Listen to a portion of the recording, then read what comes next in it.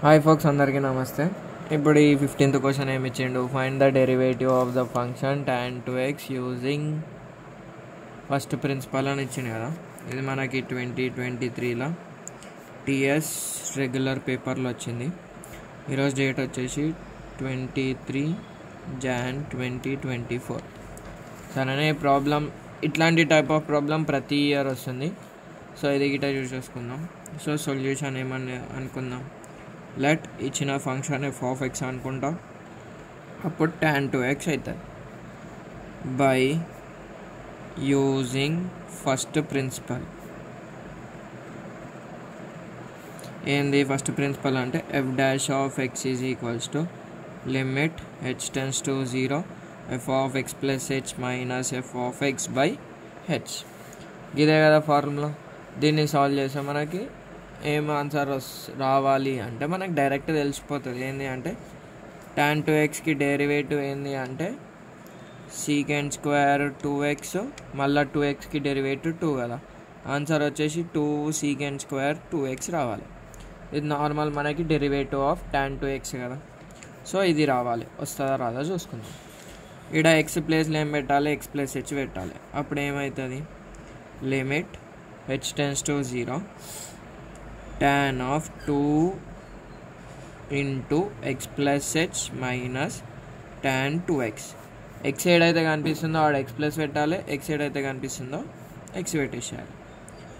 Limit h tends to 0 tan of 2x plus 2h minus tan 2x by h. Step by step రాస్తున్నాం కాబట్టి video long అవ్వచ్చు. So tan అంటే మనకేం తెలుసు? tan theta అంటే sine theta by cos theta. Formula తెలుసు కదా, మనం 10th చదువుకున్నాం కదా. సో అట్లా రాసుకుందాం. డినామినేటర్లో h sine of 2x plus 2h by cos of 2x plus 2h minus sine 2x by cos 2x. వీడి వరకు ఫస్ట్ పార్ట్ అయిపోయింది.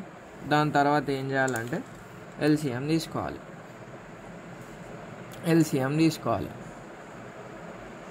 ఎల్సిఎం గిట్ ఎట్లా అంటే ఈడ వేరే టర్మ్ ఉంది, ఈడ వేరే టర్మ్ ఉందిగా, రెండింటిని డివైడ్ చేయి. సో ఇప్పుడు మనం ఏం రాసామంటే equals to limit H tends to 0 డినామినేటర్లో హెచ్, ఈడ సబ్ డినామినేటర్లో ఈ రెండు టర్మ్లు ఇంటూ రాసేసేయాలి. అప్పుడు ఏమవుతుంది? Cos of 2x plus 2h cos 2x రాసినాం కదా.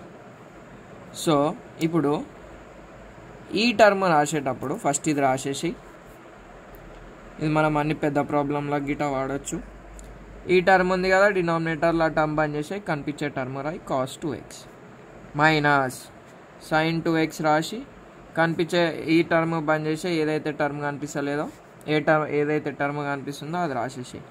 అంటే ఏమవుతుంది? ఇక్కడ cos of 2x plus 2h అవుతుంది. గంతేగా ఇది దీనికి పంపిస్తే ఇంటూ అవుతుంది. ఈడేం ఫార్ములా వాడతామంటే sine A cos B minus cos A sine B. దీని ఫార్ములా ఏందన్నా మనం 10thలో చదువుకున్నాం. ఇది 10thలో ఇంటర్ ఫస్ట్ ఇయర్లో. దీని ఫార్ములా ఏంటంటే sine A cos B minus cos A sine B ఉందిగా, sine of A minus B formula ఇది. సరేనా? ప్రతి వేరే వేరే ప్రాబ్లంలకు మనం sine C minus sine deal చేస్తాం, కానీ దీనికైతే సింపుల్గా వచ్చేసింది కాబట్టి రాసేసుకుందాం, అయిపోతుంది. ఈడేమొస్తుంది? Limit H tends to 0 sine of A minus B కదా. ఏ అంటే ఏంది? 2x plus H, 2x plus 2h, B అంటే 2x by H into cos of 2x plus 2h into cos 2x. So plus 2x minus 2x 0. అప్పుడు ఏమొచ్చింది? Limit H tends to 0 sine 2h by H cos into 2x plus 2h cos 2x. ఈడేంది మనకి మొత్తం formula ఉంది, but ఈడ ఇంకొక formula మనకి limits వాడుకుంటాం. ఏంది? Limit x tends to 0 sign X by X is equals to 1 కదా. కాకపోతే ఈడేముంది? 2h ఉంది. సో ఈడ గిట మనకు 2 రావాలి, ఈడ గిట మనకు 2 రావాలి. అందుకు నేను ఏం చేస్తా అంటే లిమిట్ 2h tends to 0,